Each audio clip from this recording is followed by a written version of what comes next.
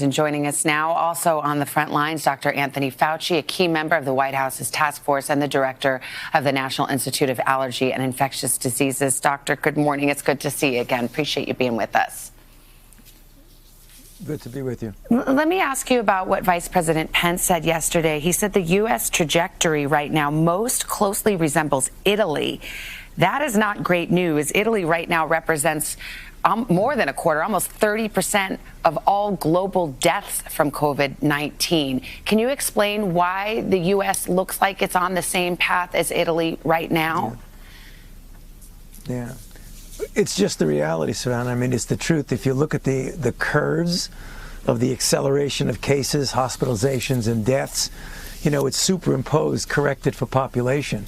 It's a really serious issue. I mean, Italy got hit very hard, and it's very clear that we are getting hit very hard. Right now, the epicenter of it in the United States is New York City. But as you see, it's not going to be confined to New York City. We're going to be seeing this kind of thing in other large cities. It's a very difficult situation, as was predicted. This is going to get worse before it gets better, for sure. The Surgeon General was on with us just yesterday and said, my advice is that the 30-day guidelines to stay home from the federal government amount to a national stay-at-home order. Is that how you see it, too? Do you agree? Well, yeah. I mean, if you look at what's in those 30-day recommendations of the guidelines, that's essentially what it is. I mean, I know it's difficult, but we're having a lot of suffering, a lot of death. This is inconvenient from an economic and a personal standpoint, but we just have to do it.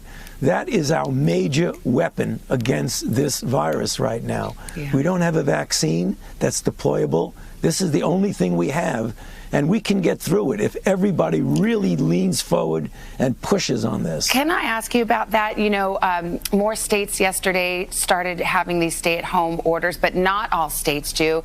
And even the states that do, some have exemptions. Florida exempts religious services in some cases. I saw New Hampshire had exempted florists at one point. Arizona had exempted hair salons at some point. I mean, with all due deference to states, shouldn't there be a national order, a national lockdown, a requirement, rather than this hodgepodge piecemeal method? You know, you have a point there, Savannah, but it's one of those things that in our country there still is that issue of central government versus the ability and the right of a state to make their own decision. But again, I agree with you. When you see things like some of those exemptions, I mean, I can't make any official proclamations here, but I can say really seriously consider, are those exemptions appropriate when you think about what's going on? And I urge the people at the leadership at the state level to really take a close look at those kinds of decisions.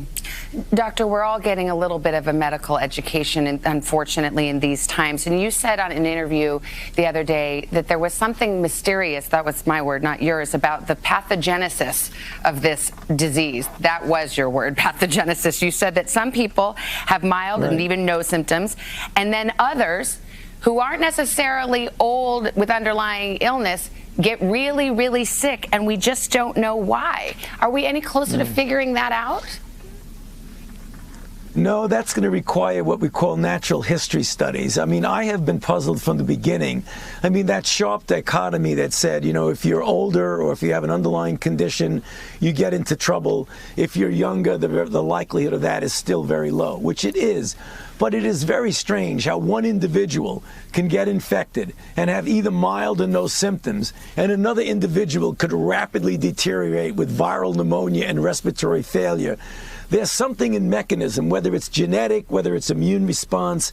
The one thing I can say that we have to be humble. I've been doing infectious diseases now for almost 50 years.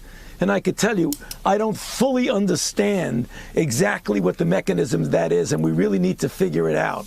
Because it can be completely devastating rapidly in one person and absolutely nothing in another person. I know our best brains are on it. There's a new study in the journal Nature that showed patients with mild symptoms can shed high levels of the virus early on during the first week of infection. I don't have to tell you how disturbing that is. Do you credit that study? Yeah, I mean, that's the truth. I mean, we're seeing a lot of things now that are falling into place. Remember, weeks ago when I interviewed with you, I said we know a lot, but there's still a lot that we don't know.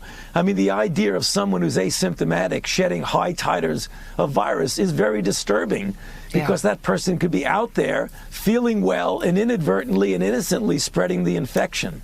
Dr. Fauci, it's horrendous to even have to ask you about this, but there's a report in the Washington Post that suggests there have been threats against you, some from admirers, well, some threats, and then some disturbing interest from admirers. But whatever it is that you've had to increase your security detail, I'm not asking for the details of that, but I will ask you if you yourself feel personally threatened at all. Do you feel safe? Do you feel that your family is safe? You know, I do, Samantha. I mean, I've chosen this life. I mean, I know what it is.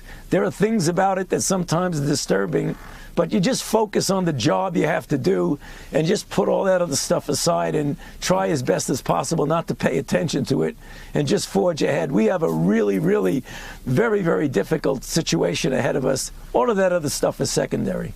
Are you okay? Your voice does not sound great. I'm hoping it's just because you've been doing a lot of interviews and briefings and stuff. No, I am fine. I'm physically fine. But, you know, all I do all day long is brief people, governors, senators, White House, interviews. I just need to keep my mouth shut for a little while. I think it'll get better. Well, tea with a little honey and lemon for the doctor, okay? Thank you for being with us this morning. All right. Our viewers appreciate it. Good to be with you. Thank you.